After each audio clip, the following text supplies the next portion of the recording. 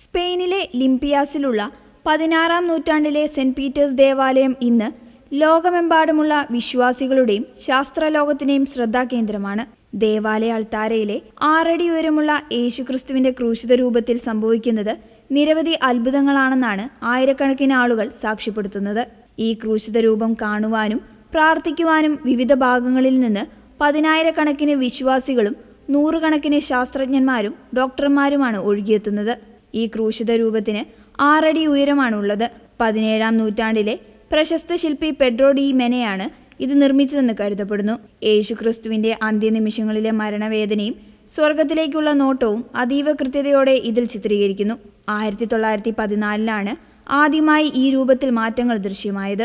ദേവാലയത്തിലെ ജോലികൾക്കായി എത്തിയ Don Antonio Lopez എന്ന സന്യാസി രൂപത്തിന്റെ കണ്ണുകൾ പതുക്കെ അടയുന്നതായും 5 മിനിറ്റോളം ആ നിലയിൽ തുടരുന്നതായും കണ്ട് ബോധരഹിതനായി വീണു. പിൽക്കാലത്ത് 1919ഓടെയാണ് ഈ അത്ഭുതങ്ങൾ ജനമധ്യത്തിൽ വ്യാപകമായത്.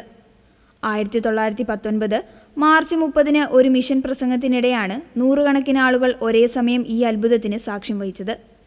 പള്ളിയിലുണ്ടായിരുന്ന കുട്ടികൾ രൂപത്തിന്റെ കണ്ണുകൾ ചലിക്കുന്നത് കണ്ട് ബഹളം വയ്ക്കുകയും തുടർന്ന് മുതിർന്നവരും ഇത് സ്ഥിരീകരിക്കുകയും ചെയ്തു. ക്രൂശിത രൂപത്തിന്റെ കണ്ണുകൾ തുറക്കുകയും അടയ്ക്കുകയും ചെയ്യുന്നതായും വശങ്ങളിലേക്ക് നോക്കുന്നതായും പലരും കണ്ടു.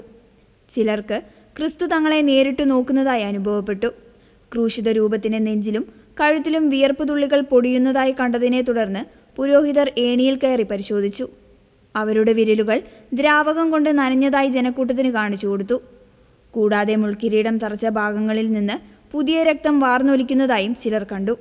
വെറും കാഴ്ചഭ്രമമാണെന്ന് വിശ്വസിച്ചെത്തിയ പല ഡോക്ടർമാരും പിന്നീട് ഭയഭക്തിയോടെയാണ് മടങ്ങിയത്. യേശുവിന്റെ അന്ത്യനിമിഷങ്ങളിലെ മരണവെപ്രാളം ആ രൂപത്തിൽ പുനരാവിഷ്കരിക്കപ്പെടുന്നത് താൻ 2 മണിക്കൂറോളം നിരീക്ഷിച്ചതായി ഡോക്ടർ പൈനോ മരിയ രേഖപ്പെടുത്തി. ക്രൂശിത രൂപം ഒരു അസ്ഥികൂടം പോലെ മാറുന്നതായും പിന്നീട് പഴയപടിയാകുന്നതായും കണ്ട ഡോക്ടർ പെഡ്രോ ക്യൂസ്റ്റ ഭയന്ന് പള്ളിയിൽ നിന്ന് ഓടി രക്ഷപ്പെട്ടു. എന്റെ ദൈവശാസ്ത്ര ബിരുദത്തിലും അന്തസ്സിലും സത്യം ചെയ്യുന്നു, ഞാൻ കണ്ടത് അക്ഷരാർത്ഥത്തിൽ സത്യമാണെന്ന് അദ്ദേഹം പിന്നീട് പ്രസ്താവിച്ചു. ലിംപിയാസിലെ ദേവാലയത്തിൽ സൂക്ഷിച്ചിരിക്കുന്ന രജിസ്റ്ററുകളിൽ 8000-ത്തിലധികം സാക്ഷ്യപത്രങ്ങളാണുള്ളത്. ഇതിൽ 2500 എണ്ണം സത്യപ്രസ്താവനകളാണ്. പുരോഹിതർ, ഡോക്ടർമാർ, അഭിഭാഷകർ, പ്രൊഫസർമാർ എന്നിവരും വിദേശത്തു നിന്നുള്ള ബിഷപ്പുമാർ ഇതിൽ ഉൾപ്പെടുന്നു. സംഭവങ്ങൾ നടന്ന 3 വർഷത്തിനുള്ളിൽ തന്നെ ബാരൻ എവാൾഡ് വോൺ ക്രിസ്റ്റ് ഇതിനെക്കുറിച്ച് വിശദമായ പുസ്തകം പ്രസിദ്ധീകരിച്ചിരുന്നു. 1920-ൽ സാന്താഡോറിലെ ബിഷപ്പ് ഇതിനെക്കുറിച്ച് കാനോനികമായി അന്വേഷണം നടത്തി. സഭ ഈ സംഭവങ്ങളെ ഗൗരവത്തോടെ കാണുകയും വിശ്വാസികൾക്ക് പാപപരിഹാരത്തിനായി പ്രത്യേക ദണ്ഡവിമോചനങ്ങൾ പ്രഖ്യാപിക്കാനാവശ്യമായ നടപടികൾ സ്വീകരിക്കുകയും ചെയ്തു.